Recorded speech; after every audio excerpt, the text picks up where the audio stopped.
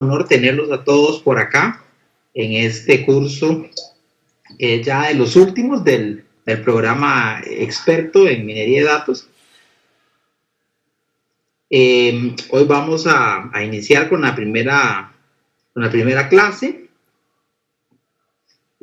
Vamos a hablar acerca de conceptos básicos de Big Data y también vamos a hablar acerca sobre algunos paquetes para hacer Big Data con los que cuenta la herramienta R. Muy bien, entonces vamos a empezar con la parte conceptual.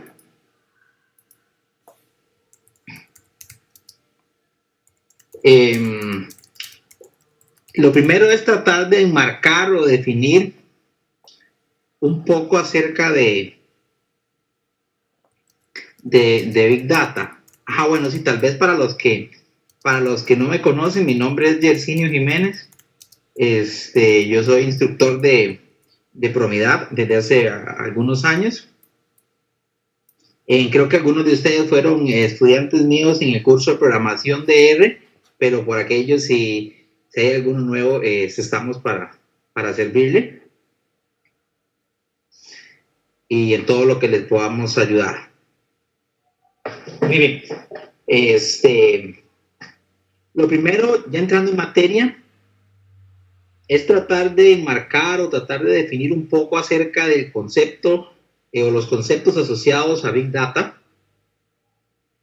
En relación con eso no hay pues una definición estricta o un consenso específico, pero una aproximación tal vez desde el punto de vista de la frase como tal de Big Data o de la traducción de la frase de Big Data puede verse como datos masivos, datos gigantes, macrodatos, volúmenes de datos gigantes, etc. Lo importante acá es que al menos hace alusión a conjuntos de datos de gran tamaño, y digo al menos porque, como vamos a ver, no solamente es ese el elemento que se requiere, pero sí es uno de los elementos más importantes cuando se trabaja en ese tipo de proyectos.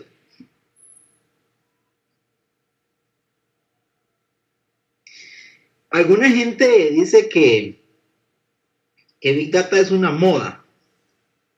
Bueno, lo cierto es que este concepto viene desde hace varios años, ya haciendo bulla o sonando en las redes, en el mercado, en los trabajos y demás. Es un concepto que viene de las escuelas de administración de negocio y también tiene, ¿cómo se llama?, cierta raíz en la escuela de informática. Son conceptos que surgen de manera relativamente paralela en ambas vertientes de computación y vertientes de negocio. No es algo como muy específico, no está muy delimitado cómo definirlo, pero bueno, la idea es que vamos a dar un approach para poder tener una idea.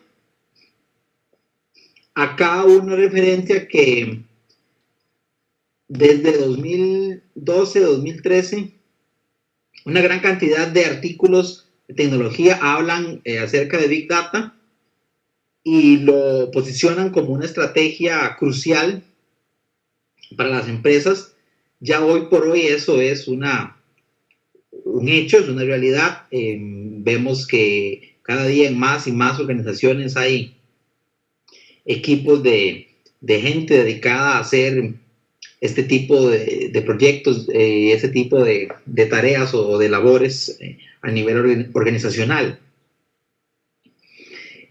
Definitivamente, las empresas que todavía no se han modernizado en esta dirección deberían de estar al menos trabajando en ello o considerando trabajarlo, pues antes de que la competencia les logre ganar terreno a costa de uso de herramientas pues, de esta naturaleza.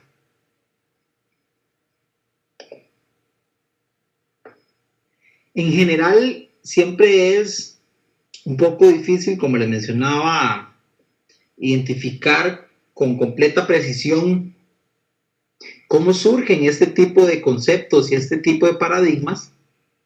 Y pues el concepto de Big Data no es una excepción, sino que pues sigue siendo difícil identificar a ciencia cierta cómo surge, y va muy acompañado de otros conceptos, como son también el de Open Data. Por acá una cita que quizá es como de los artículos más viejos o de los primeros que citan algo acerca del término de Big Data o Big Data, y es un documento publicado por el Instituto Global de McKinsey, o McKinsey Global Institute, en 2011, y en el cual se refieren a Big Data como conjuntos de datos cuyo tamaño va más allá de la capacidad de captura, almacenado, gestión y análisis de las herramientas de bases de datos tradicionales. Definitivamente el proceso de almacenado y captura pues ha evolucionado mucho en los últimos años. Quizás hoy por hoy el reto más fuerte es la gestión y el análisis de la información, y eso que hoy por hoy contamos con gran cantidad de herramientas especializadas para Big Data en el mercado, algunas pues gratuitas y otras tal vez que son de licenciamiento de pago.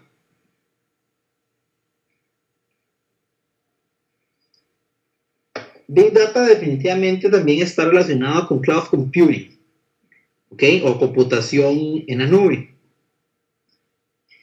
La principal razón, o bueno, tal vez por cloud computing habitualmente se entiende contar con la capacidad de poder ejecutar tareas o ejecutar aplicaciones, cálculos, mediante alguna especie de servicio. Dentro de conceptos asociados a cloud computing está lo que es Platform as a Service, Software as a Service e Infrastructure as a Service. Y eso básicamente son como distintas vertientes o distintos sabores de cloud computing, en el cual vos podés tener servicios de una aplicación o servicio de una arquitectura de un servidor o un grupo de servidores a través del Internet. ¿Qué quiere decir eso? Por ejemplo, quiere decir que yo puedo tener un clúster de servidores alquilado en una ubicación geográficamente dispersa, o sea, en una ubicación distinta a mi ubicación. Toda esa granja de servidores rentada puede estar junta o puede estar con replicación también en otras ubicaciones. Y habitualmente el esquema es de pago por uso, es decir, se paga por las horas de cómputo o de equipo consumidas. Algunos de los proveedores de cloud más famosos en el mercado hoy por hoy son Amazon, con su producto Amazon AWS o Amazon Web Services. Otro de los proveedores de cloud más fuertes en el mercado, quizás el segundo más fuerte, es Microsoft, con su producto Microsoft Azure. Ambos productos ya se encuentran bastante maduros, pero aún están en continuo crecimiento, en continua expansión. En la plataforma de Amazon AWS uno puede crear desde un equipo virtual simple con unos 4 GB de RAM, un procesador de 2 o 4 cores, hasta clúster de 50 o 100 computadoras de varios gigas de RAM, no sé, 80 gigas de RAM, he visto yo algunos, 32, 46 cores, todos en distintos equipos interconectados. ya sea en la misma ubicación.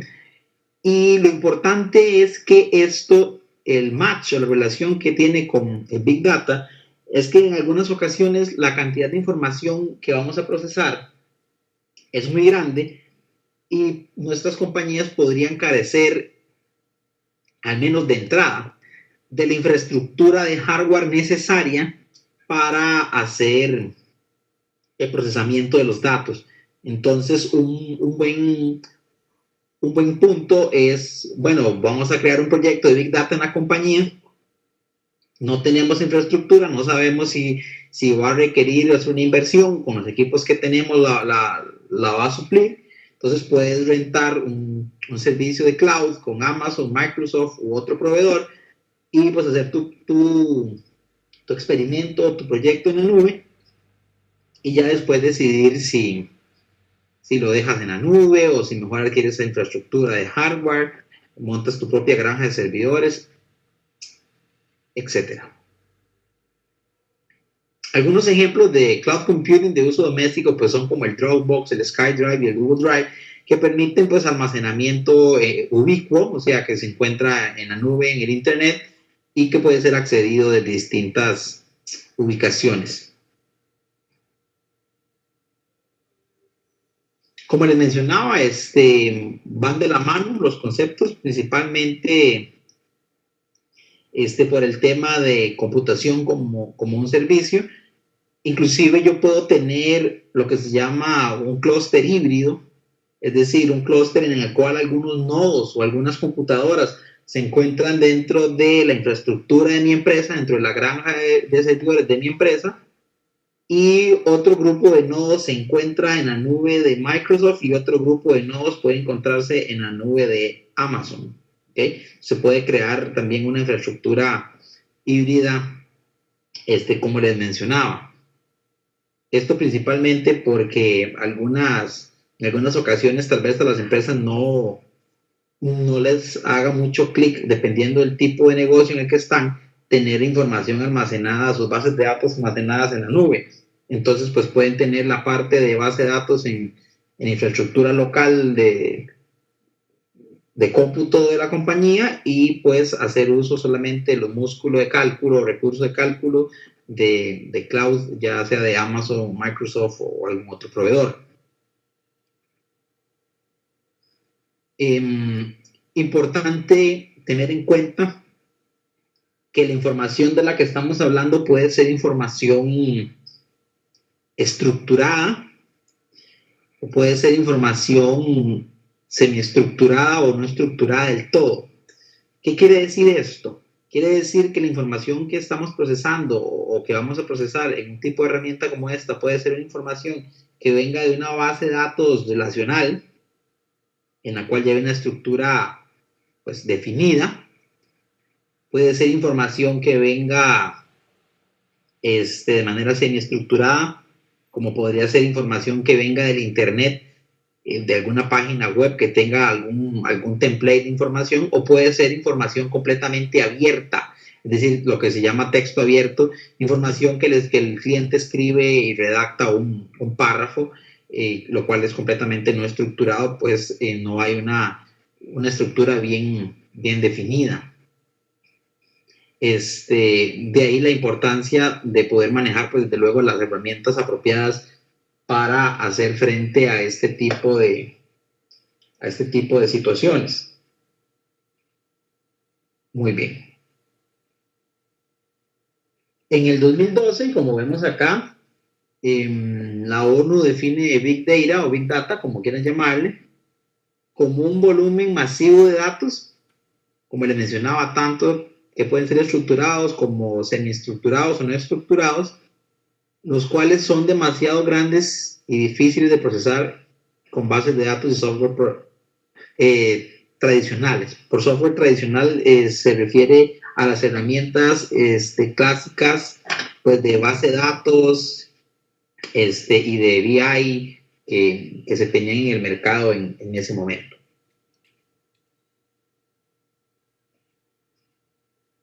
El Big Data se caracteriza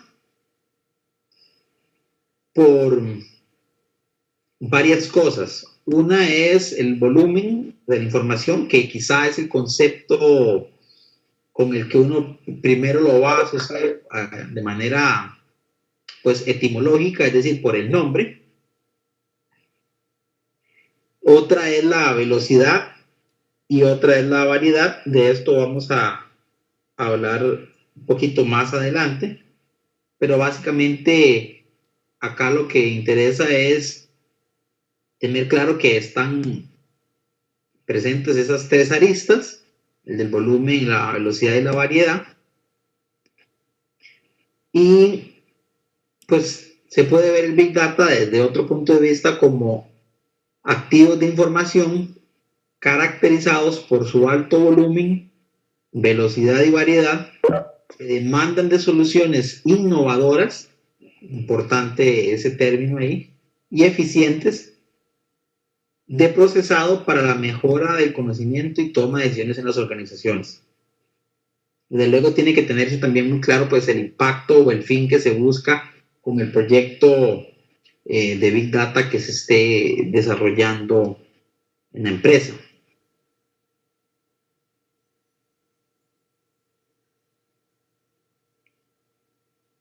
Es un término también pues que popularmente designa un crecimiento y una disponibilidad y un gran uso de información. Como les mencionaba, tiene al menos tres vertientes, que son lo del volumen, variedad y velocidad. Eso es lo que se conoce como las tres Vs. Por acá vamos a hablar un poco de lo que significan las tres Vs, como decía, que es gran volumen, gran velocidad y gran variedad. Por acá en el diagrama vemos pues la evolución un poco de, por ejemplo, en términos de velocidad. La idea es poder pasar de procesamientos por batch o por lotes a procesamiento de flujo de información en vivo.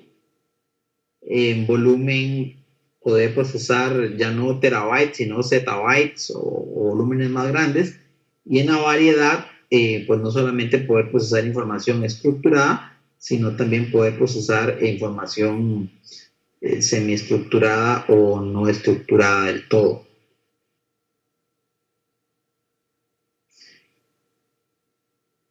Este diagrama, que tiene varias circunferencias concéntricas, pues va explicando un poco acerca de cómo ha ido evolucionando todo ese tema del Big Data a través del tiempo.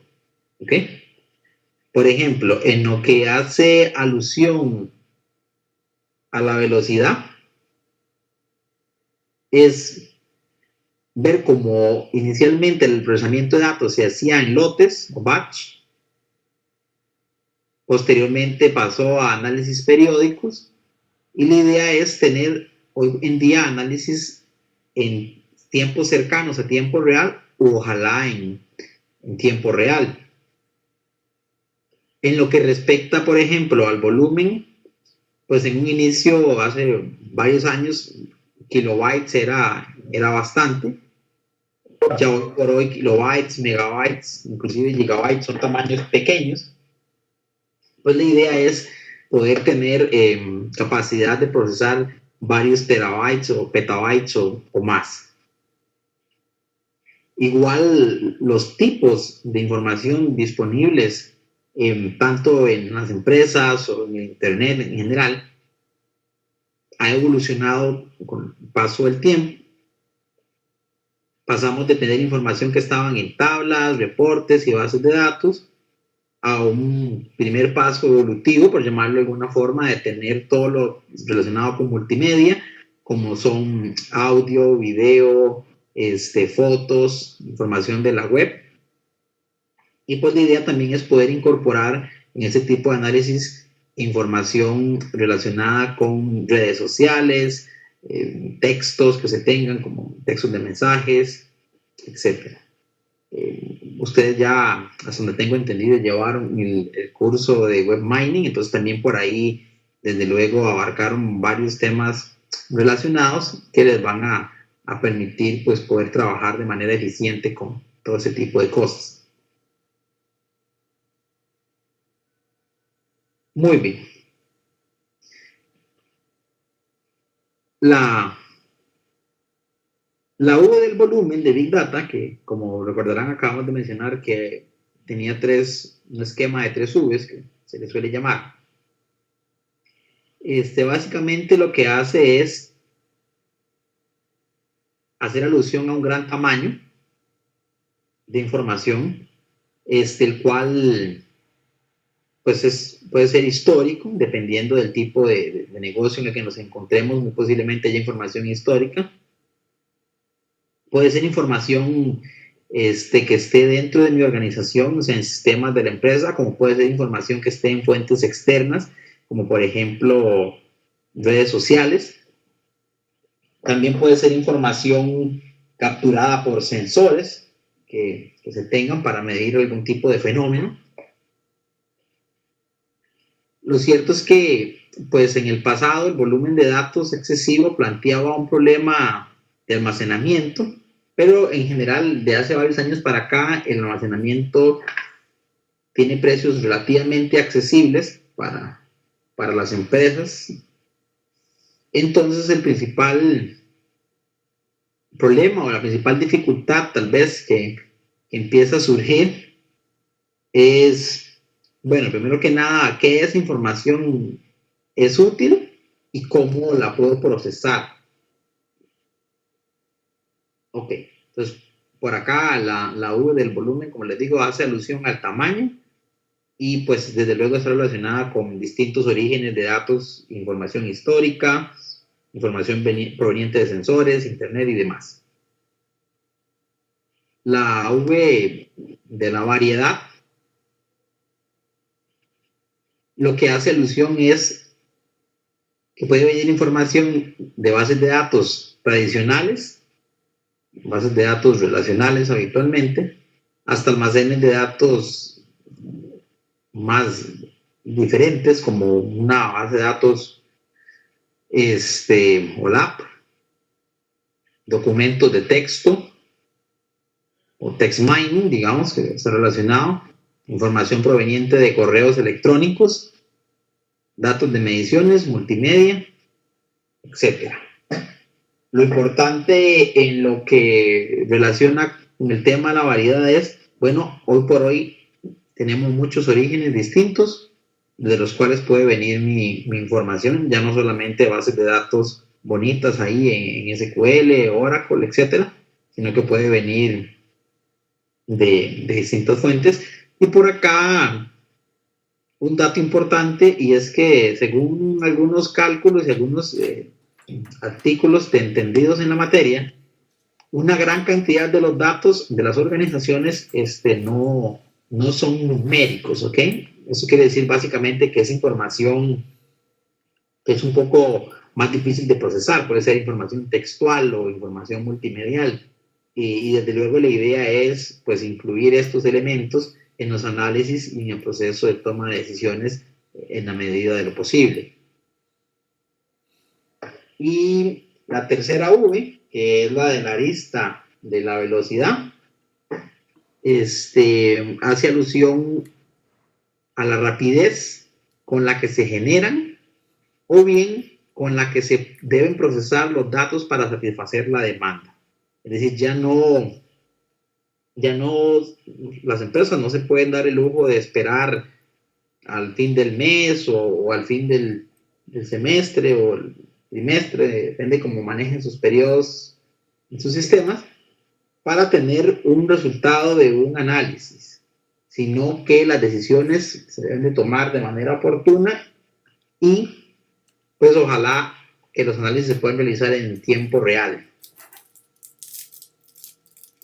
Y pues de luego esto representa todo un reto, dado el gran volumen de datos pues involucrado en este tipo de procesos, que como ustedes ya han ido viendo también y estudiando a través de todo el programa experto de minería de datos de Promedial, y pues no siempre es tan sencillo de procesar toda esa información, y mucho menos si queremos que sea en tiempos pequeños.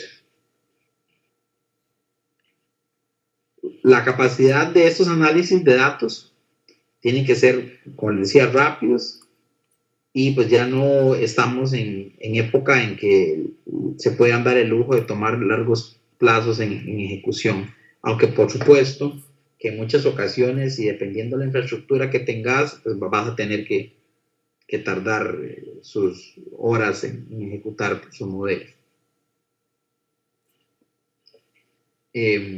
Por acá otro diagrama de lo de las 3 V, pues simplemente una representación gráfica de cómo ver lo que acabamos de mencionar. No voy a entrar en más detalles. En algunos textos mencionan una cuarta V, y es esta de la veracidad. ¿Ok? Y la V de la veracidad básicamente lo que hace alusión es que debemos de ser capaces de poder tratar y analizar de manera inteligente este inmenso volumen de datos con el fin de poder extraer información verídica y que nos permita ayudar o colaborar en la toma de decisiones. Aquí el asunto es estar enfocado también en que mi análisis tome en consideración qué tan cierto es lo que está representado en esos datos, porque en ocasiones podríamos tener algunos problemas o, ¿cómo se llama?, algunas cuestiones de calidad de datos.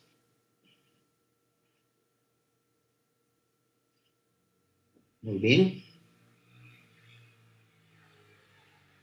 Por acá un poco acerca de cómo ha ido evolucionando todo lo relacionado con analítica de datos, Big Data y demás.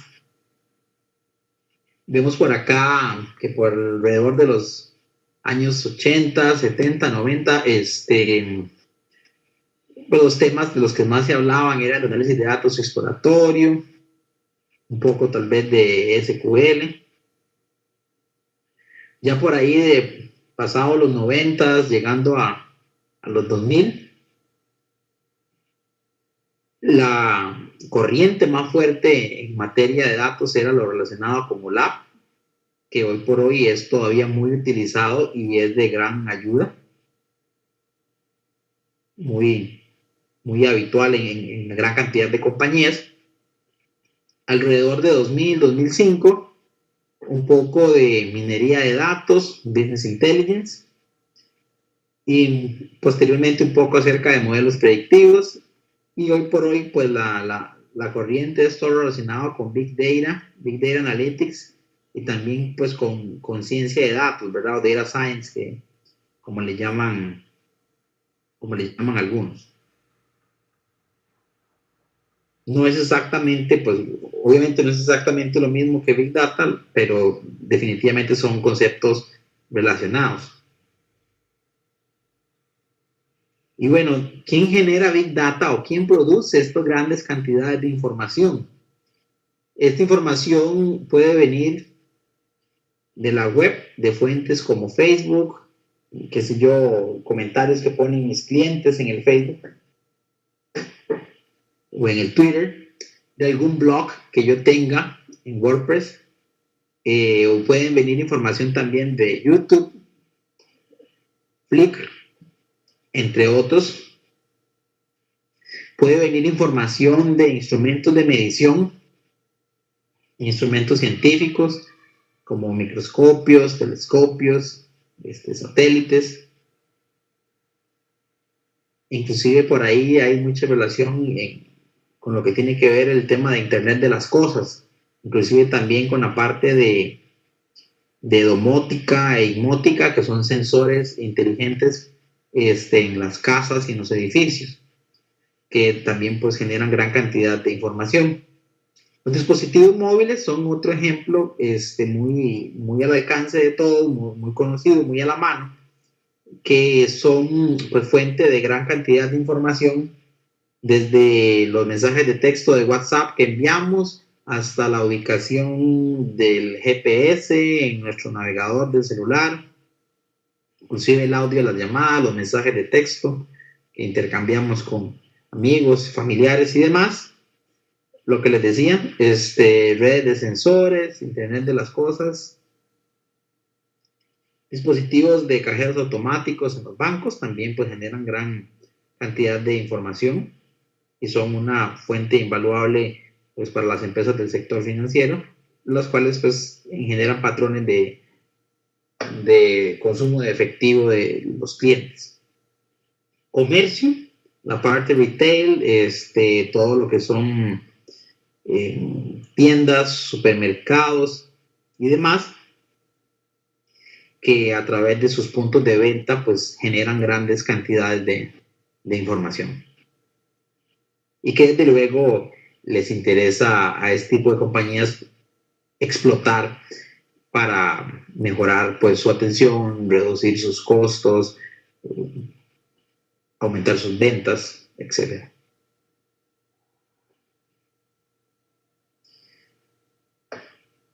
Entrando un poco más en cuestiones técnicas, para hacer Big Data se requiere pues un poco de matemática, estadística, machine learning, statistical learning,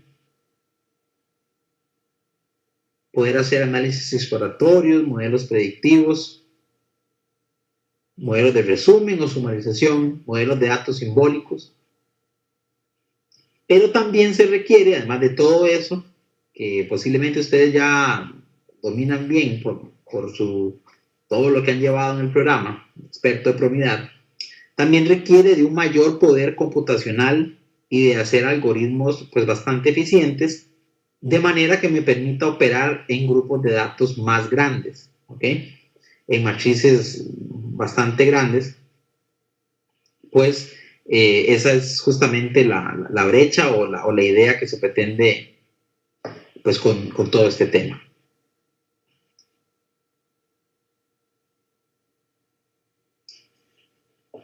Quizá la pregunta que a muchos les surja o que se les aparezca en mente es, bueno, ¿qué tan grande tiene que ser mi dataset para decir yo que estoy trabajando con Big Data?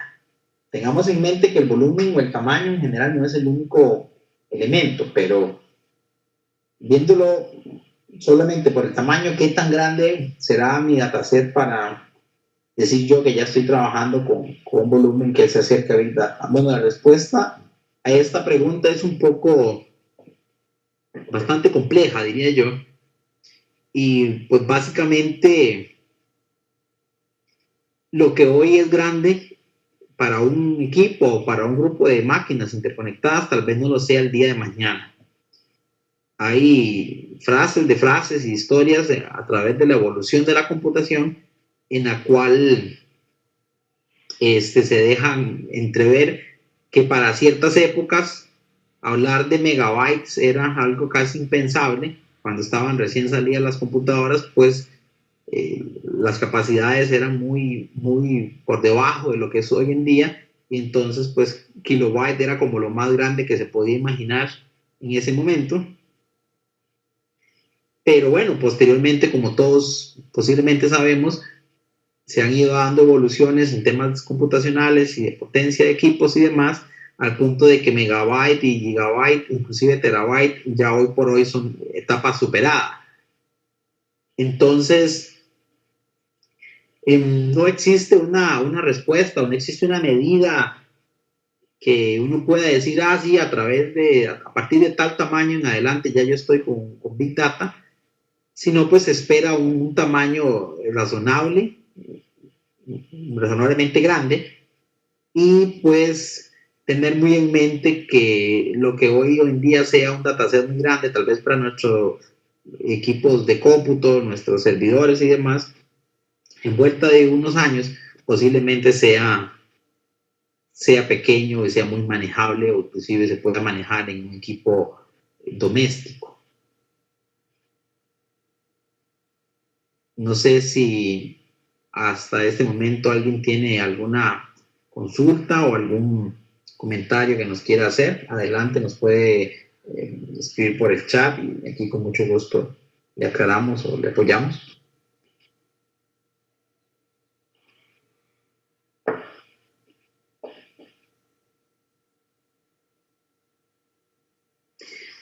Por acá nos comenta don Juan Martín Preciado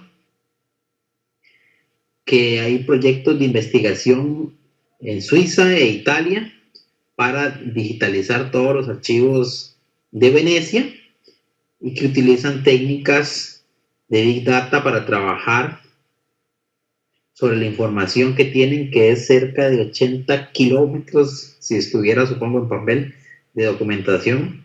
Bueno, eso es un proyecto muy, muy interesante. Yo no tenía conocimiento particularmente de ese proyecto que nos comenta don Juan Martín Preciado. Suena bastante interesante. Y pues claro, la idea que nos comenta don Juan Martín por acá es que dicha información esté en el futuro disponible en la web. Pues es una aplicación que suena bastante interesante. Muy bien. Vamos a continuar entonces. Igual si en el transcurso de la charla alguien tiene alguna otra consulta, pues por supuesto nos la puede hacer saber en el chat y pues posteriormente le podemos ir respondiendo el transcurso de la sesión. Es importante contar con la infraestructura de software, infraestructura de hardware apropiada para poder realizar un proyecto de Big Data. Como les decía en minutos anteriores, esa infraestructura puede ser infraestructura propia de la empresa o puede eventualmente echar mano a un recurso de cloud computing para poder solventar su necesidad. Para ello existen varias herramientas que son relacionadas con Big Data. Una de ellas es Hadoop, de la cual vamos a hablar un poco en la clase de hoy. Hadoop básicamente es un software que me permite a mí, en un clúster de computadoras interconectado, pues manejar grandes volúmenes de datos. Ahorita vamos a ver que tiene varios componentes y cómo interactúan y demás. Lo cierto es que es una pieza bastante importante o bastante sobresaliente en todo lo que tiene que ver con Big Data, no tanto del lado del modelado, o sea, no tanto del lado de los algoritmos estadísticos, matemáticos y demás, sino más bien del lado de la infraestructura, de poder, o de software en este caso, de poder manejar varios equipos de manera concurrente y administrar grandes volúmenes de información. En este diagrama, pues lo que tenemos es básicamente una muestra de cómo podrían eventualmente encontrarse distribuidas las aplicaciones que nutren o que dan origen a un proyecto de Big Data. Por acá vemos, por ejemplo, que tenemos sistemas transaccionales o sistemas operativos o operacionales, como quieran decirle. Habitualmente uno puede tener un staging area en el cual uno pues conjunta la información de todos esos sistemas transaccionales, la unifica, inclusive pues la limpia un poco y pues con esa información puede hacer muchas cosas. Puede tener un clúster de Hadoop por acá, puede tener un data warehouse también, y el clúster de Hadoop que tengas o en general clúster de datos que tengas puede también utilizarse no solo de sistemas transaccionales, sino puede también tomar información de servidores web de la empresa, bitácoras de acceso, por ejemplo, del tipo y hora de cliente que entró en mi página web, cuánto tiempo estuvo en mi página web, por cuáles apartados de mi página navegó. También pues pueden utilizarse, como les decía, de otro tipo de información, como es información de social media, o sea, información proveniente de redes sociales. Por este otro lado, tenemos que este staging area, que era donde se conjuntaba toda la información de los sistemas transaccionales o operacionales de la empresa, pues también hace toda su gala y toda su relación con el resto del negocio, pues a través de lo que son mercados de datos, plataformas de analítica, servidores de BI, que son también herramientas pues, muy utilizadas en la empresa. Acá lo importante es notar que estas herramientas de analítica pues pueden perfectamente consumir información de Hadoop o bien consumir información de un data warehouse pues que tengamos en la empresa.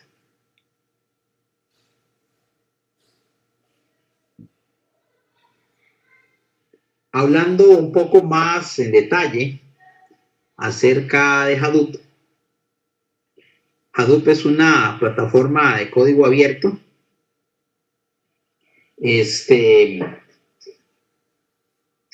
inspirada en un aplicativo o una herramienta de software que fue creada inicialmente por Google. Por ahí también, según algunos textos, Yahoo tuvo su colaboración en la creación de esta herramienta. Hoy por hoy existen varias versiones de Hadoop o varias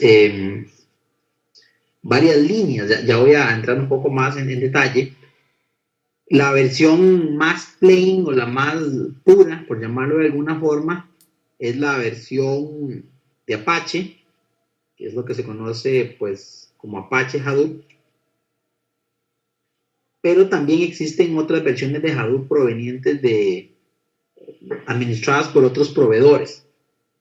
Tal es el caso de la gente de Hortonworks, que tiene su propia versión de Hadoop. También la gente de Cloudera. Y hay una tercera compañía que, si no me equivoco, se llama MapR. Todas estas empresas se basaron en esa versión de Hadoop que inicialmente creó Google y Yahoo y que hoy por hoy es administrada por la gente de la Fundación Apache. Y basados en ese código, pues le hicieron algunos ajustes, algunas mejoras, algunas expansiones y crearon su propio sabor, por llamarlo de alguna manera, su propia vertiente de Hadoop, que es, como les decía, la versión de Hortonworks, la versión de Cloudera y la versión de MapR. Todas al interno funcionan más o menos igual, y ahorita vamos a explicar cómo operan, pero la idea aquí es que también tengan claro que no existe no solo existe solo una versión de Hadoop, y bueno, y que veamos un poco cómo fue que nació la herramienta. Muy bien, Hadoop tiene varios componentes. La idea macro o la idea general de la herramienta es administrar grandes volúmenes de datos de manera eficiente. Para ello, utiliza un esquema de replicación o de redundancia, como ya en un slide o dos más adelante vamos a ver. Y ese esquema de redundancia, que habitualmente lo que implica es tener 5 copias de datos de cada dataset en distintos equipos, lo que le permite es tener un esquema de alta disponibilidad y de alto rendimiento, pues reduce el tráfico de información por la red. Los componentes más importantes del Hadoop son, en algunos textos aparecen 2, en otros aparecen 3. Acá estamos citando los primeros 2, que son como los más fuertes. El primero es el HDFS o HDFS, como quieran decirlo en español, y se trata de un sistema de archivos distribuido. HDFS significa Hadoop Distributed File System, o sistema de archivos distribuido de Hadoop. Básicamente, eso lo que consiste es en un sistema de archivos que se encuentra compartido o distribuido entre distintos nodos o distintas computadoras que se encuentran interconectadas en un clúster. La innovación o la parte fuerte aquí es que el sistema de archivos de Hadoop está pensado para archivos de gran tamaño. ¿Qué quiere decir esto?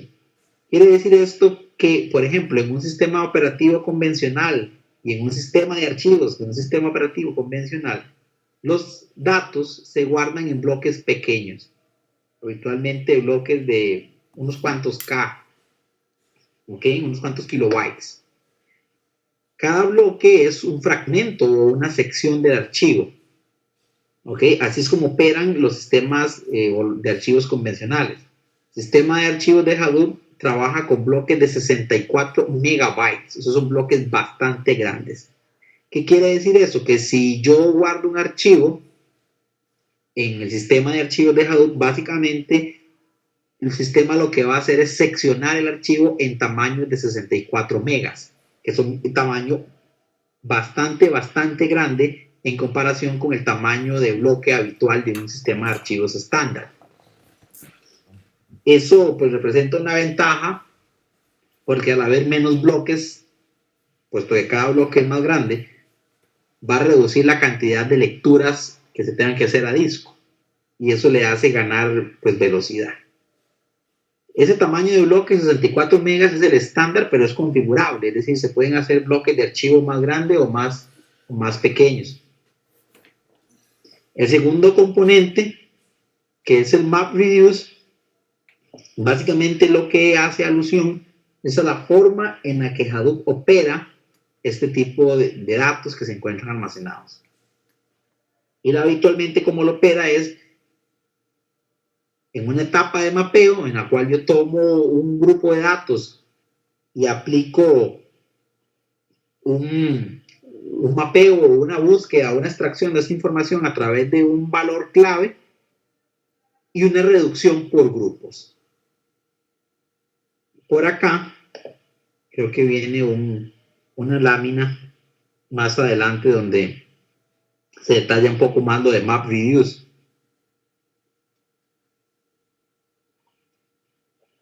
Como les mencionaba anteriormente, está inspirado en el sistema de archivos de Google, el paradigma de MapReduce. Esto ya pues lo cubrimos.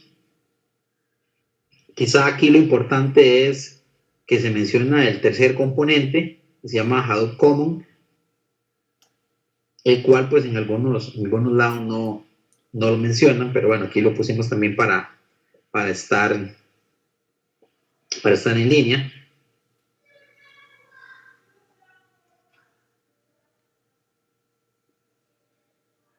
Esto ya lo mencioné un poco también. Básicamente la función el MapReduce funciona con una función de mapeo y una función de reducción. La idea de esto es que como se tienen múltiples copias de los datos a través de los nodos o de los servidores que están en la red o en el clúster de computadoras, entonces cada servidor puede operar sobre un subconjunto de los datos de manera independiente sin necesidad de que algún otro servidor le transfiera los datos. ¿Qué quiere decir esto? Que si yo estoy ejecutando una consulta en Hadoop o sobre un grupo de datos que se encuentra almacenado en Hadoop y mi clúster tiene, digamos, 10 nodos, mi dataset se encuentra replicado en 5 de los nodos, pues cuando yo ejecuto una consulta, el proceso de MapReduce puede operar en esos 5 servidores porque tengo 5 réplicas, sin necesidad, en esos 5 de 10, sin necesidad de que los servidores tengan que empezar a pasarse datos entre sí, lo cual haría el proceso muy lento, sino que, bueno, empiezo a hacer una parte del cálculo en un servidor con el subset de datos que él tiene y paralelamente otro servidor va haciendo su parte del cálculo con su dataset que tiene y al final los pasos intermedios o los resultados parciales que se obtienen se agrupan y se reducen habitualmente en un nodo central que se llama name node o nodo nombrado. Name viene de nombre y node de nodo, que es el que se encarga de conjuntar y generar ya la salida final. Acá podemos ver un poco lo que les mencionaba de la replicación de los datos. Como les digo, igual, lo que sean 3 copias o 5 copias, eso es configurable. Habitualmente lo que se suele manejar son 5 copias, pero bueno, en este diagrama muestra que se tienen 3. Eso dependerá mucho pues de qué tan grande sea tu clúster, qué tanto espacio tengas. Obviamente, si entre más copias tengas, si cada uno de los nodos tiene una copia, que sería como el escenario más extremo en esa dirección, de luego todos los nodos van a poder ayudar de manera altamente eficiente, pero eso tiene un costo, y el costo es de que tienes tu información almacenada muchas veces y gastas mucho almacenamiento, mucho disco. Entonces hay que tratar pues de como tener un balance, ¿verdad? Entre la cantidad de copias y el performance que yo espero. Esto ya lo mencionamos, que fue lo del MapReduce, que como les decía, básicamente cada nodo opera sobre su subset de datos, genera un resultado parcial y un nodo central se encarga de la reducción. Acá tenemos un diagrama donde se ve básicamente cómo opera esto del MapReduce. Tenemos aquí 5 copias del mismo dataset. Imagínense que cada una de estas copias está en un servidor de datos y yo voy a hacer alguna consulta sobre los datos. Entonces el primer servidor extrae la porción que a él le corresponde. Eso es hacer el map. Perdón. El segundo servidor toma su porción, el tercero y así sucesivamente. Y posteriormente se realiza la reducción. ¿Ok? Esta fase intermedia que aparece acá, que dice shuffle, en algunas ocasiones se lleva a cabo y es básicamente un reagrupamiento de la información que se generó en la etapa de map. No siempre se da, pero sí en algunas ocasiones, dependiendo del tipo de consulta y del tamaño del dataset, se podría dar esta etapa intermedia entre el map y el reduce, y es como una reagrupación. Ven que acá, por ejemplo, el map que se obtuvo aquí le manda un grupo de información a este shuffle y ahí también le envía otro grupo de información a este segundo de acá. Pero bueno, esta parte uno básicamente la puede obviar, y pues lo que importa aquí es entender pues las etapas más estándar, que son, como les decía, el map y el reduce. La salida que esto genera básicamente es otro archivo. Es un archivo que también se va a escribir en el HDFS o en el sistema de archivos de Hadoop, como queramos llamarle, con el resultado de la consulta. Hadoop está creado internamente en Java. Está desarrollado o programado en Java. Hadoop se puede, pues uno puede escribir los queries en Java. Es relativamente complejo hacer eso, pero la mayoría de gente habitualmente utiliza algunas otras herramientas que se montan o funcionan encima de Hadoop y que permiten hacer los queries de alguna forma más amigable. Tal es el caso de una herramienta que se llama Hive y otra que se llama Peak, que permiten escribir sintaxis muy parecida a SQL en el caso de Hive, en un lenguaje específico que se llama HiveQL o sistema o lenguaje de consulta de Hive. Y Hive lo que hace es que yo escribo ese código HiveQL, que es muy parecido a SQL, y él internamente lo traduce al código Java necesario y hace la extracción de la información desde Hadoop. Entonces me ahorra el paso de escribir el código de Hadoop en Java directamente. Por acá me mencionan, vamos a ver, tengo algunas consultas. Por acá me preguntan que si la computadora que uno utiliza tiene que tener alguna característica específica. Para efectos del curso, no, pero en general, cuando estamos hablando con Hadoop, lo que tiene que tener es un sistema operativo apropiado y compatible con eso. Habitualmente eso se ensambla, el Hadoop se ensambla sobre alguna versión de Linux o alguna versión de CentOS o CentOS, como le llama alguna gente, que permite hacer ese tipo de manipulación. No hay un Hadoop para Windows, pero bueno, uno podría correrlo eventualmente desde una máquina virtual sobre Windows, en la cual pues me permita a mí ejecutar pues, todo el proceso. Pero la máquina no tiene que tener alguna pieza o alguna característica específica, no, pues de luego se espera que tenga pues una cantidad de recursos de RAM y procesamiento razonables, ¿verdad? Por acá me pregunta don Juan Martín Preciado que si todos los tipos de análisis pueden segmentarse. Esa pregunta es un poco, se las trae. O sea, es todo un arte poder escribir una consulta de manera que sea ejecutada por Hadoop. De ahí que la mayoría de la gente casi no suele escribir mucho las consultas directamente, pues porque programar en el paradigma de MapReduce sí podría ser relativamente complejo. Dependerá un poco pues, de la experiencia que tenga cada uno en programación.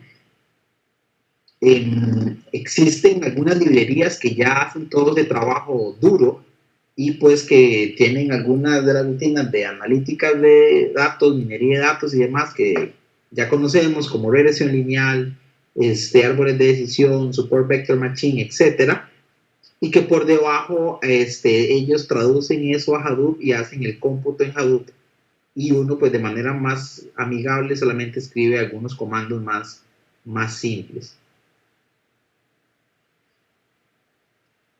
Ok. Por acá nos preguntan que si en el curso ocuparemos Hadoop. En el curso no vamos a utilizar directamente Hadoop. Vamos a utilizar algunos otros paquetes para Big Data, que ahorita ya les voy a mencionar a continuación, pero en este curso no vamos a usar Hadoop directamente. Ok.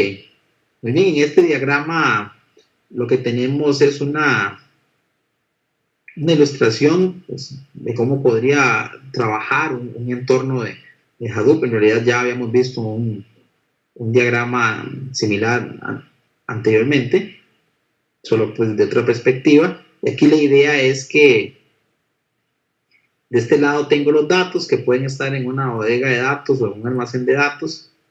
Puedo hacer analítica tradicional con las herramientas clásicas o puedo hacer mi análisis de Big Data con mi clúster de computadoras que puede ser en Hadoop o en alguna otra tecnología. O también puedo tener inclusive parte de esos nodos que estén distribuidos en la nube, que es lo que les decía hace un rato, o que sea híbrido el clúster.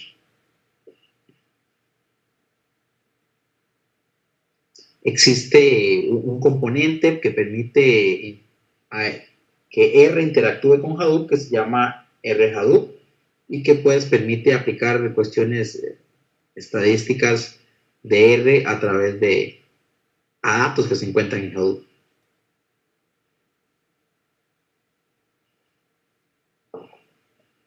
Ok. Existen algunas otras soluciones para Big Data, no solamente Hadoop. Oracle tiene una solución para Big Data que se llama Oracle Big Data Platform o Big Data Platform. Es una solución propietaria, obviamente, es de la compañía Oracle. Tiene toda una infraestructura específica. En algunas ocasiones, inclusive, puede trabajar sobre una arquitectura de hardware específica, es decir, sobre equipos especializados para manejo de datos. Lo bueno es que permiten manejo de R dentro de sus plataformas. De hecho, no es decir, en Oracle yo puedo en algunas herramientas de Oracle hoy por hoy hacer modelos en R. Entonces puedo tener toda la infraestructura de Oracle en la parte de datos y poder crear mis consultas o mis modelos utilizando R. También Microsoft está trabajando fuertemente en soluciones de Big Data que integran R. Algunas de ellas están presentes en la versión de Microsoft SQL Server 2016 y por ahí andan otras herramientas de Microsoft también que están pues saliendo al mercado recientemente. Lo importante acá es que, bueno, que al menos Oracle ya tiene su stack bien montado de información y plataforma para Big Data. Es bastante caro. O sea, esto puede valer varios millones de dólares montar toda una infraestructura como esta. Y de ahí, pues, que solo sea habitualmente accesible a empresas pues, de gran tamaño que están dispuestas a pagar y asumir esos costos. Por acá, como les decía, que la capacidad de integrarlo con R. Esos son algunos proyectos exitosos que se han dado a nivel mundial en temas de Big Data. En Corea del Sur, el proyecto de Nación Inteligente.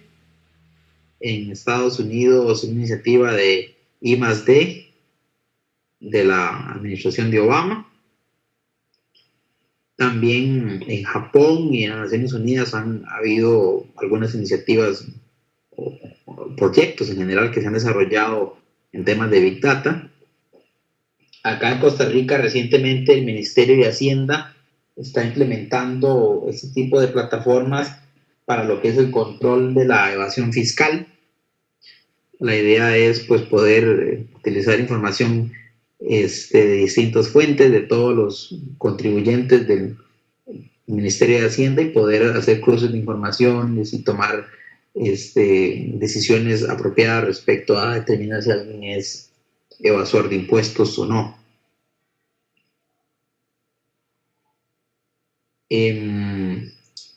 Eso es lo que tengo por acá en esta presentación. Acá dos referencias interesantes muy buenas de Big Data, por si a alguien le interesa expandir un poco más en el tema. Voy a dirigirme, todavía falta la segunda mitad de la clase, que es otra presentación y unos ejemplos en R que tengo por acá, pero ese recordatorio lo voy a aprovechar para mostrarles un poco la estructura de la clase de hoy. Acá están las presentaciones. Está la que ya acabamos de finalizar, de que es Big Data. Esta de paquetes de R para Big Data, que es la que vamos a cubrir ahorita, y unos ejemplos en R.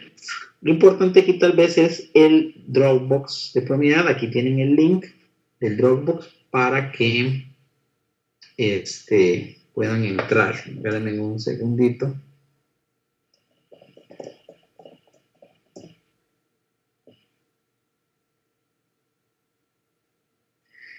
Antes de que se me olvide, entonces mejor se los muestro, y es donde están todos los datasets que vamos a utilizar en el curso. Porque algunas veces en la tarea hacen mención a un juego de datos, entonces pues para que sepan que está el link del Dropbox. Muy bien. Por acá creo que tenemos una pregunta.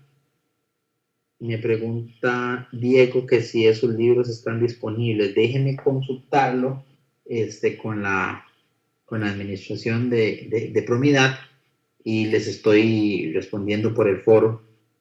No estoy seguro si están disponibles. Muy bien.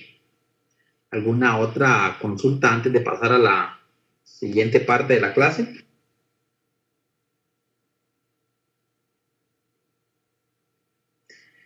Por acá, Juan Martín Preciado nos pregunta que cuáles serían los criterios en los que uno puede basarse para tomar la decisión si aplica o no este tipo de herramientas. Ok.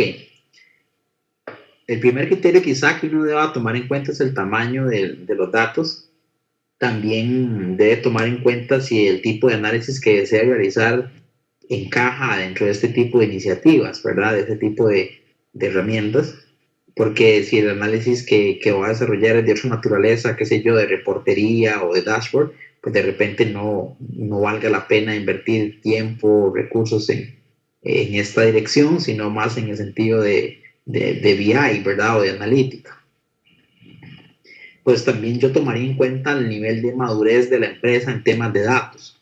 Es decir, si la empresa no tiene nada en temas de datos, quizás sea mejor empezar por un proyecto de Business Intelligence, algún proyecto de minería de datos, antes de pues tratar de incursionar con algo que podría ser demasiado difícil de implementar o demasiado costoso o demasiado disruptivo para la empresa y que más bien termine, en lugar de ser una gran solución, termine siendo un caos. Entonces, es importante tener en cuenta eso. Por acá, don Walter Otoniel nos pregunta que si Promedad desarrolla algún curso donde se implemente Hadoop. Sí, estamos por abrir un curso en el que se ve un poco de Hadoop, se ve Hive, Peak y otras tecnologías más específicas.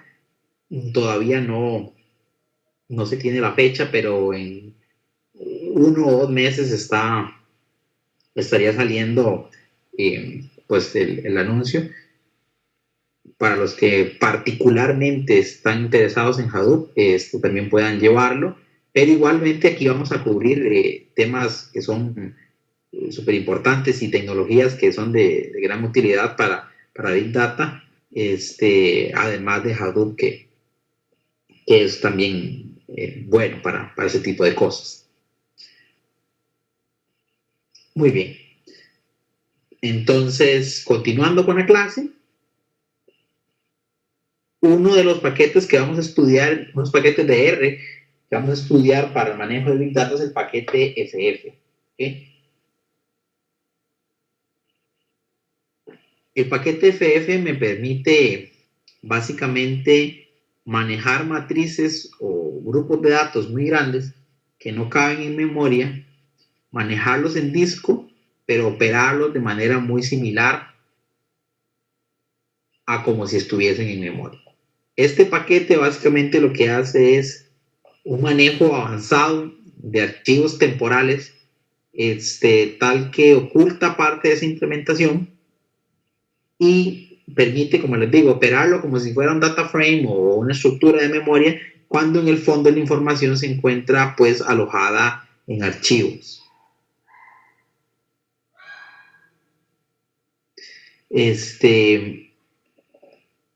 Por acá me hacen una pregunta, que si dentro de los criterios que mencionaba con la pregunta de don Juan Martín está relacionado con el tamaño y el volumen y la cantidad de datos en gigas. Sí, abarcando un poco más la pregunta, la respuesta es que sí es importante también tomar ese criterio. Quizás no, en el momento no lo mencioné porque ya habíamos hablado un poquillo de lo del volumen, la variedad y la velocidad, pero desde luego que es un punto a tomar en cuenta a la hora de ver si hago una iniciativa de este tipo o no. Muy bien. Continuando entonces, les decía que el paquete FF lo que me permite es manejar información o datasets grandes, alojarlos en disco y operarlos como si estuvieran en memoria. Para ello vamos a hacer algunos ejemplos, vamos a ver algún código en R. Y es importante entender cómo funciona también la medición de tiempo de ejecución. Eso básicamente porque vamos a estar haciendo comparaciones entre cuánto dura esta ejecución, si hacemos la rutina de cierta forma, cuánto tarda la ejecución si le hacemos este otro cambio. Entonces, por eso es que tenemos esto acá. Ahorita vamos a entrar más en detalle en cómo se usa. Algunos otros paquetes, además del paquete FF, que es el que vamos a ver hoy, son estos que están acá, ¿okay? Que son el FF Base, que es parte del FF, el Big Memory, Big LM, Big GLM, Mmap y File Hash. Yo agregaría ahí un par de paquetes más. Uno es el paquete Data Table, que me permite operar sobre data frames, o es muy parecido a data frames, pero de una manera mucho más eficiente. Y también un paquete que se llama H2O, como la fórmula química del agua, que también cuenta con gran capacidad para trabajar sobre grandes conjuntos de datos.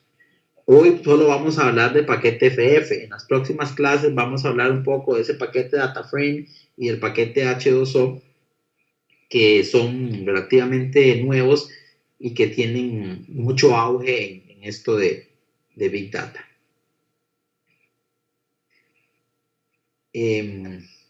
Por acá es un diagrama en el que se muestra ¿cómo se llama? La cantidad de descargas de algunos paquetes de R relacionados al tema de Big Data. Vemos que el paquete FF es uno de los más utilizados. Sin embargo, este gráfico ya tiene algún tiempo de haber sido generado. De hecho, les adelanto que uno de los ejercicios de la tarea es ejecutar un código que genera un gráfico como este, pero más actualizado, pues para ir justamente viendo cómo ha ido evolucionando el uso de los paquetes de Big Data. Y ahorita lo vamos a ver. Como les mencionaba, el paquete FF lo que tiene son estructuras de datos que se almacenan en disco, pero se comportan casi como si estuvieran en RAM.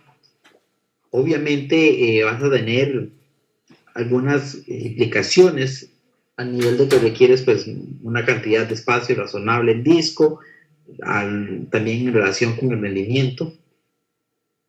Es importante tener en cuenta que una de las cosas características de R es que habitualmente para operar datos requiere que estén en memoria, ¿ok? Entonces el paquete FF viene a ayudar a solventar ese problema, porque si tienes un equipo que tiene 8 GB de RAM, que es un equipo razonablemente, pues para un equipo doméstico es un equipo razonable, para un equipo empresarial tal vez sí es un poco pequeño. Si tienes un equipo con 8 GB de RAM, no puedes procesar un dataset grande, o sea, no puedes procesar un dataset de 4 GB no lo puedes procesar porque la restante memoria también tiene que utilizarse para el sistema operativo, para que corran otros procesos y demás, y entonces no podrías manejar un dataset de tamaño mediano con un equipo de cantidad de memoria limitada o una cantidad baja. La idea es, con este paquete, por lo menos estar en capacidad de procesar ese dataset, a pesar de que tal vez pues requiera un poco de más de disco para operar, y también en algunas ocasiones el rendimiento no va a ser quizás el mejor, porque como ustedes saben, el disco es bastante más lento que la memoria.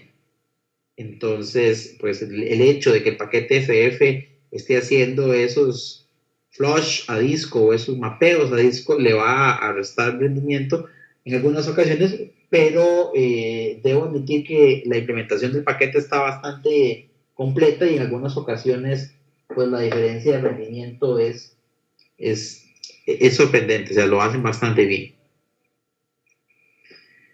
Muchos de los objetos del paquete FF se comportan de forma natural como si fueran un data frame, entonces permite operar de manera muy similar, pero no son en estricto rigor un data frame, ¿okay? Son una estructura diferente que ya vamos a hablar.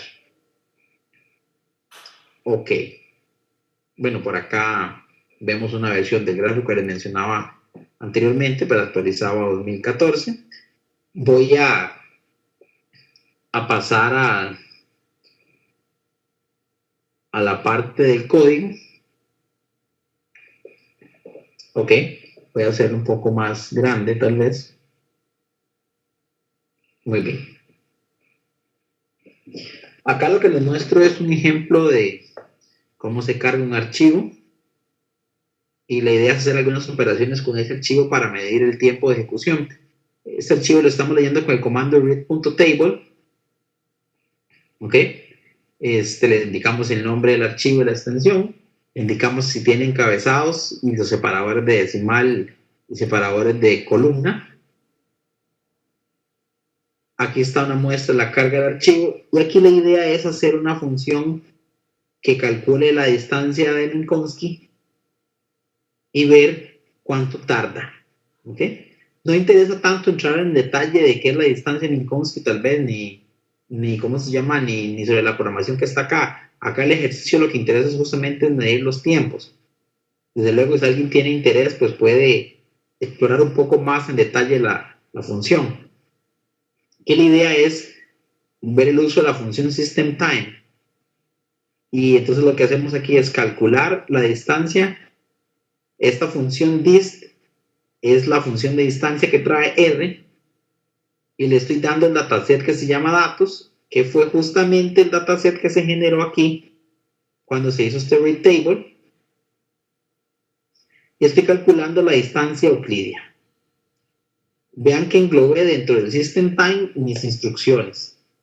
Es decir, este system time lo que hace es ejecutar lo que acabo de marcar, que es el código del cálculo de la distancia con la función que trae R para distancias, calcula la distancia euclidia, y el system time lo que hace es medir cuánto tardó. Acá muestra que duró 0, pues obviamente no duró exactamente 0, pero duró una cantidad de tiempo bastante pequeña, bastante despreciable. Por acá, lo que hacemos es llamar la función de distancia de Minkowski creada por nosotros con el mismo dataset. Si nos regresamos arriba, vemos que la función dist.matriz.minkowski recibe un argumento que es la matriz, y de manera opcional recibe este p, que si no se indica es 2. Bueno, pues matemáticamente cuando p vale 2, justamente la distancia de Minkowski coincide con la distancia euclidia. Y eso se puede ver en esta parte de la fórmula. Porque si p valiera 2, justamente tenemos la distancias al cuadrado, la suma de las distancias al cuadrado, y aquí tendríamos raíz cuadrada. El tema acá es que mi función duró 11 segundos comparado contra la que traía R, que por supuesto estaba mejorada y duró básicamente 0. Entonces aquí lo importante es saber cómo usar la función system_time, a la cual yo le proporciono dentro de los paréntesis el código que quiero medir del tiempo, y ver que la función me retorna el tiempo de ejecución que tomó llevar a cabo ese código. En este caso, pues el tiempo total son 11 segundos, .536, y ese tiempo se encuentra dividido en dos etapas, por llamarlo de alguna forma. Uno es el tiempo que toma el código programado por usuario, o sea, el código que le indicamos, y un cierto overhead de sistema que pues también ahí se reporta. Habitualmente uno lo que toma más en cuenta es esta última columna, que es el tiempo total, que habitualmente corresponde con la suma de las otras dos columnas, ¿verdad? La del tiempo de usuario y la del tiempo del overhead de sistema. Hasta ahí, no sé si hay alguna consulta acerca de cómo se opera con el system_time. Vamos a ver por acá.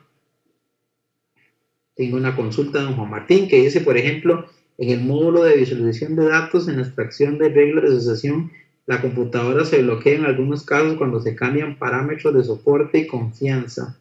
Estas herramientas podrían ayudar a solventar el problema. Ok, vamos a ver, a lo que entiendo tiene un modelo de reglas de asociación, y el problema que se le presenta es que en ocasiones el problema se queda trabado.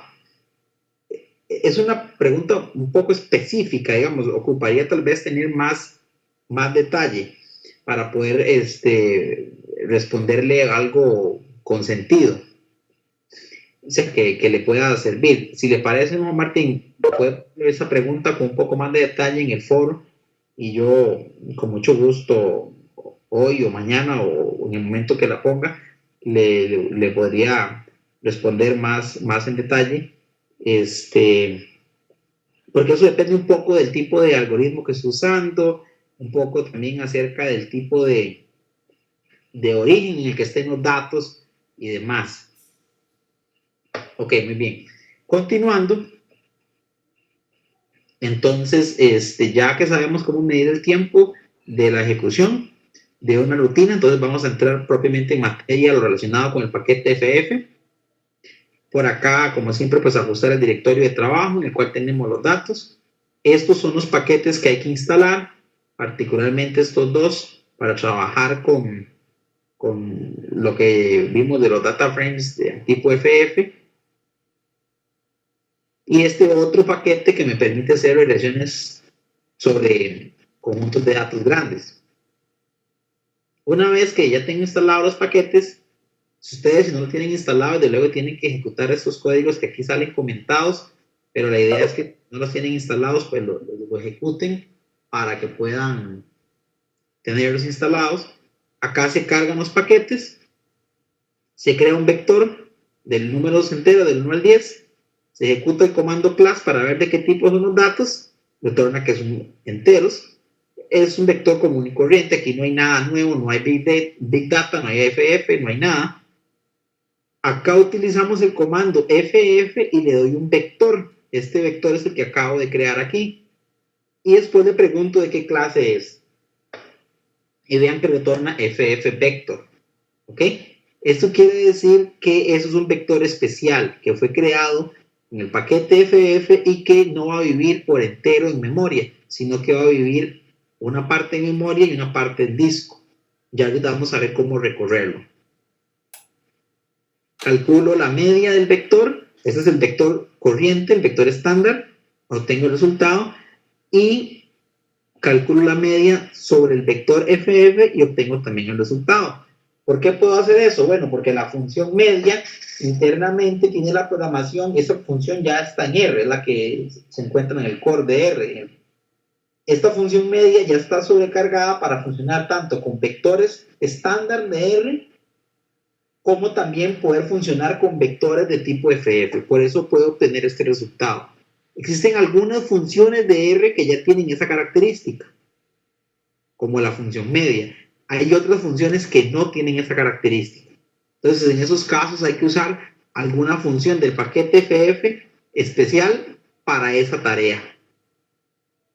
Aquí estamos creando un vector de tipo FF lleno de ceros de tamaño 100 millones, es un vector pues bastante grande, y aquí lo estamos mostrando y en general pues el sistema es lo suficientemente inteligente para mostrar sencillamente un head y un tail, o sea, solamente una parte del comienzo del vector y del fin del vector. Pero internamente él creó toda una estructura de archivos en la cual almacenó un vector de tamaño 100 millones.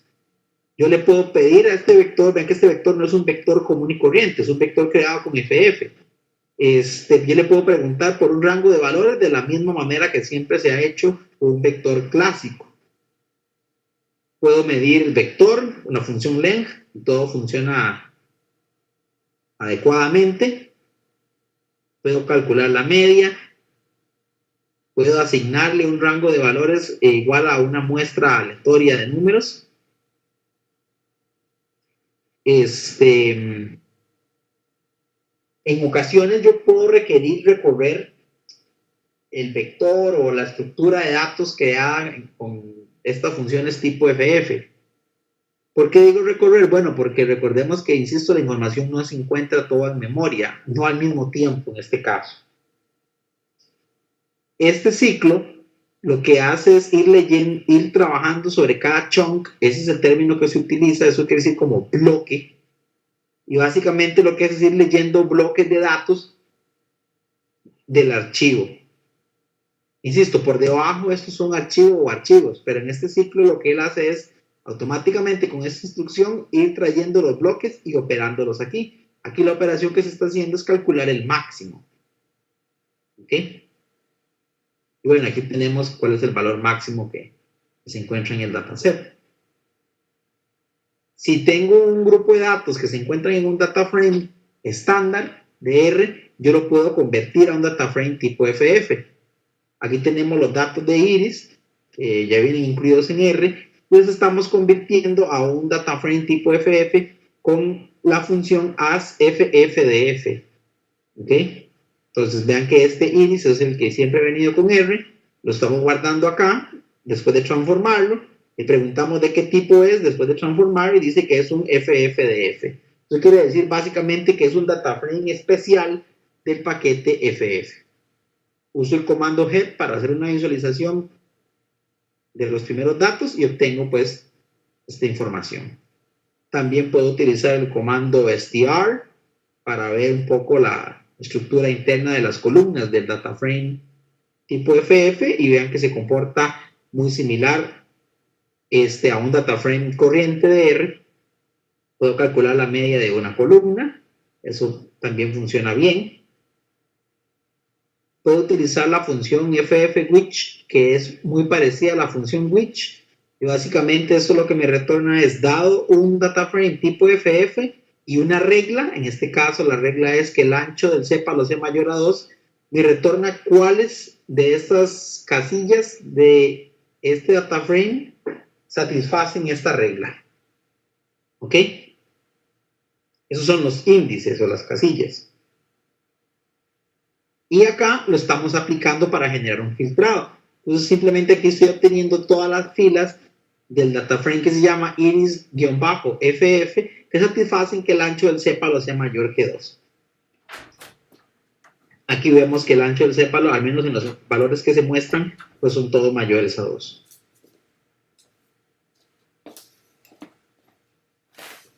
Si quiero hacer una regresión lineal sobre un dataset grande que no cabe en memoria y que lo puedo crear con el paquete FF, ¿cómo se hace? Bueno, aquí está la forma en cómo se hace.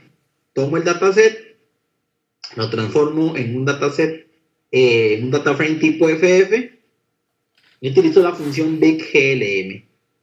Esta función es muy parecida a la función de regresión clásica de R, pero no es la misma.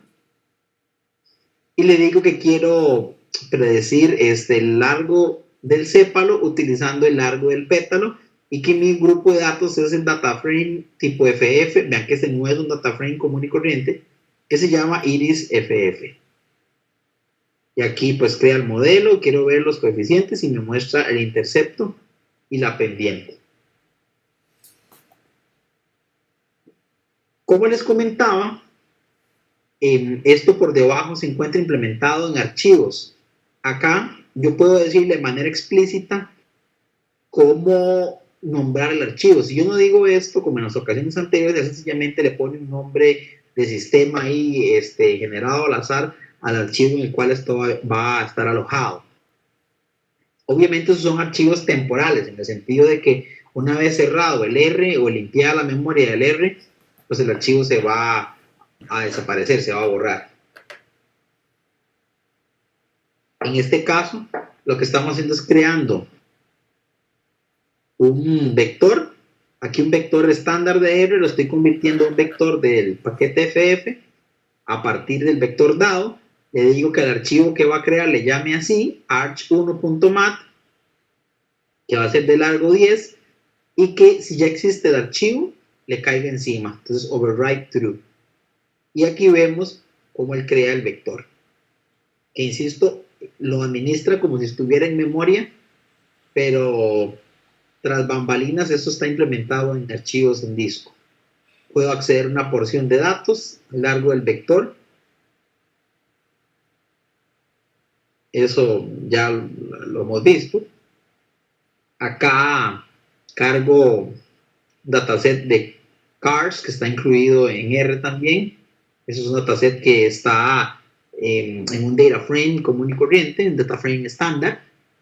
Aquí lo transformo a un data frame tipo FF y vean que puedo graficar sobre un data frame tipo FF. O sea, la función plot funciona bien con estructuras de datos de este tipo.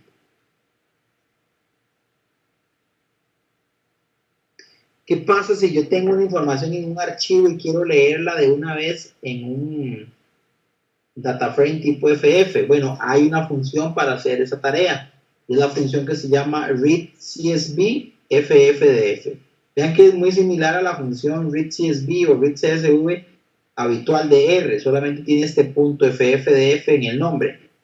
Recibe el nombre del archivo y los parámetros típicos de si tiene encabezado o no, el separador de columna, el separador decimal y si las filas tienen nombre o no y en cuál columna se encuentra el nombre de las filas. Acá lo guardamos de una vez en un dataframe tipo FF, y podemos ver una vista de los datos. Entonces vean que esa función readCSV ffdf me permite leer un archivo de manera directa. Aquí le pregunto la clase o el tipo o el dataframe tipo FF que acabamos de crear y vean que él reporta ffdf, que quiere decir dataframe de tipo FF. Puedo usar la función summary, la función str, eso ya lo habíamos mencionado un poco anteriormente, para ver algunas informaciones generales de las variables y los datos. También puedo usar la función sapply, que habitualmente conocemos de R, también funciona bien con ese tipo de estructura del paquete FF. Aquí lo que estoy es preguntándole cuál es el tipo o la clase a cada una de las columnas del dataframe, y aquí voy a obtener los resultados de que son básicamente todas son numéricas. Para extraer una columna, puedo usar signo de dólar, igual que con los dataframes estándar. Aquí estoy extrayendo la columna precio y calculándole el promedio. También puedo extraer una columna con indexación numérica, como de la misma forma en la que se suele hacer en los dataframes estándar de R. Aquí se está extrayendo la columna 2 y se está calculando la desviación estándar. ¿Ok? Para que se calcula el máximo, la población, se grafica. Ya habíamos visto cómo graficar. Estamos graficando la columna 2 contra la columna 3 del dataframe tipo FF, indicando que queremos que se dibujen los puntos en color rojo. Como ven, el paquete funciona de manera muy similar a cómo se opera con un dataframe típico de R. Repito, no es 100% igual, pero sí es bastante parecido. Aquí lo importante es entender un poco la operativa de cómo se manejan extracción de datos, de filas, columnas, filtrados, operaciones básicas, regresión y demás, que es por lo que hemos cubierto con este paquete. Posteriormente tal vez hablemos un poco más de este paquete y también de, como les decía, de otros paquetes como son el paquete Data Table y el paquete H2O, que la idea también es cubrir esos otros tópicos en las clases, posiblemente en la próxima semana. No sé si alguien tiene alguna consulta en relación con esto. Vamos a ver por acá. Por acá don Juan Martín dice que cómo definimos el tamaño del chunk. Ok, supongo que se está refiriendo a la parte donde teníamos un ciclo for acá. En la manera predeterminada, que es como se está llamando ahí, el sistema automáticamente define el tamaño del chunk. En la función chunk creo que uno puede especificar un parámetro en el cual básicamente indica cuánto leer de disco. Yo habitualmente casi nunca, creo que nunca lo he cambiado, pero sí tengo entendido que se puede variar el tamaño del bloque. Aquí lo importante es que el tamaño del bloque sea que quepa en memoria, porque si yo trato de leer todo en un solo chunk, digamos, obviamente mi sistema va a colapsar, salvo que el dataset que tenga sea muy pequeño. Entonces quizás la parte más importante aquí es tener en cuenta de que al ir leyendo o recorriendo el dataset, el dataframe tipo FF por chunks o por bloques, pues es importante que el R va a escoger siempre un tamaño de chunk automático que permite que al menos el chunk quepa en memoria, porque si no, sí ya entraríamos en ningún problema pues diferente. No sé si alguien tiene alguna otra consulta.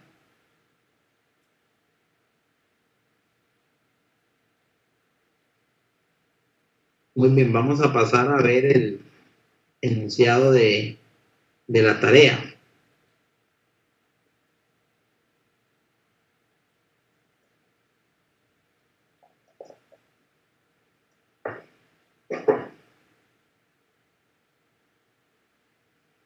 Muy bien.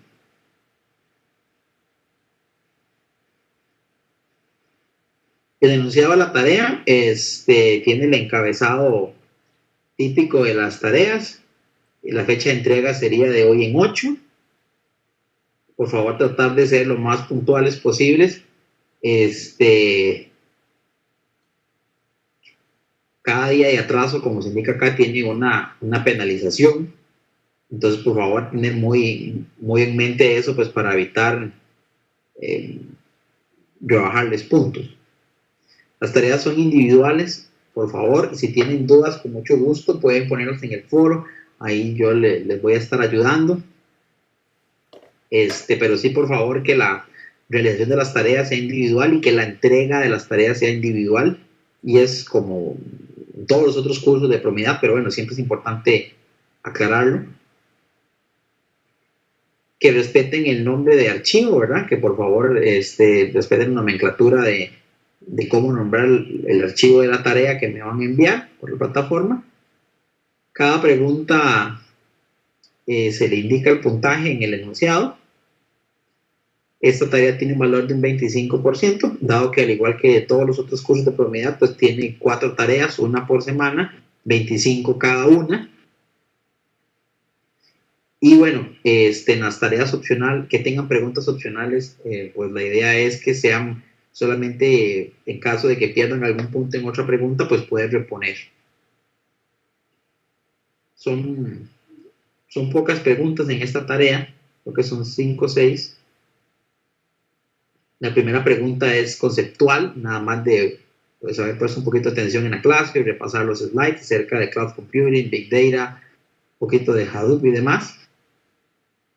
Por acá, pues hacer un ciclo for para programar su propia función de R que calcula la media aritmética de un vector y probarlo con un vector grande y comparar el tiempo contra la función que ya trae R.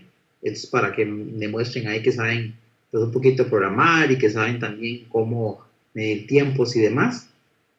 Ya aquí en la pregunta 3, entrando un poco más en materia del paquete FF, crea una matriz grande de 1000 por 10.000 al menos, o si puede más grande, cargarla con números aleatorios, para 4 columnas tomadas al azar, calcular esos indicadores que se muestran acá. Luego escoger 2 columnas al azar y calcular la correlación. Un gráfico de 2 columnas también, una versus la otra. Explicar un poquito el resultado. Y hacer una regresión lineal con el paquete de BigLM y las especificaciones que se muestran aquí. En la pregunta 4, es básicamente muy similar a la anterior, pero usando datos propios o datos de internet de algún sitio. En la 5, básicamente usar este archivo que se indica aquí y hacer estos cálculos de la dimensión, la media, el máximo de versión estándar de la variable monto, la correlación entre unas variables, etcétera. La clave aquí es que tienen que operar con el archivo leyéndolo de esta manera, con el read CSV FFDF. Entonces, para que tengan en cuenta, creo que este link está malo, pero en todo caso, el archivo está aquí en el Dropbox de Promidad, es este. Recuerden que yo accedí al Dropbox de Promidad desde este vínculo. Entonces, si el link, que a veces como que no quiere abrir del archivo, usan por favor el que está aquí, es el mismo. Y la última pregunta de la tarea es usando un archivo de R que ya les voy a mostrar, que se les proporciona, elegir 2 fechas que estén entre esta fecha, el 1 de enero del 2015, y la fecha del día antes a la ejecución de la tarea. ajustar estas variables y generar nuevamente el gráfico. El gráfico el que habla ahí es muy similar a este, solamente que pues para otras fechas. Es importante que tomen en cuenta que el ejercicio del gráfico no es tal vez muy difícil, pero sí tarda bastante tiempo ejecutando. Ya hemos tenido experiencias con algunos otros estudiantes que a veces toman un rango de fechas muy grandes. No tomen un rango muy grande de fechas para que el programa dure menos y traten de hacer este ejercicio con tiempo, porque este ejercicio descarga alguna información de internet. Entonces, dependiendo de la conexión y en la compu, sí les va a tardar algún ratillo. El archivo del que habla ahí es este que está por acá.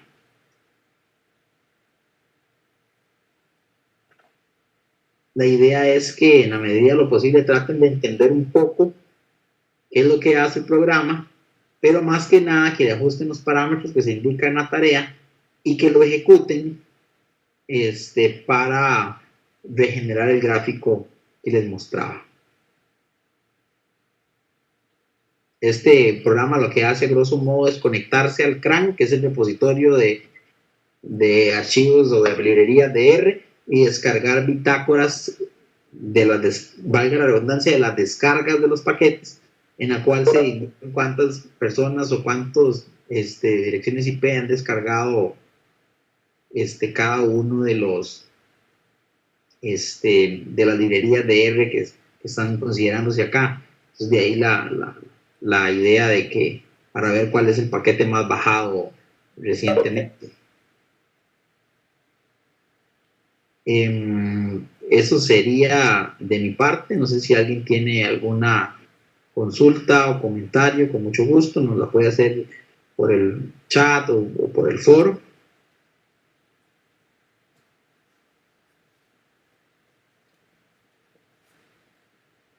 Ok, muy bien. Entonces, agradecerles a todos su participación el día de hoy en esta charla. Y entonces estamos en contacto y nos vemos la próxima clase.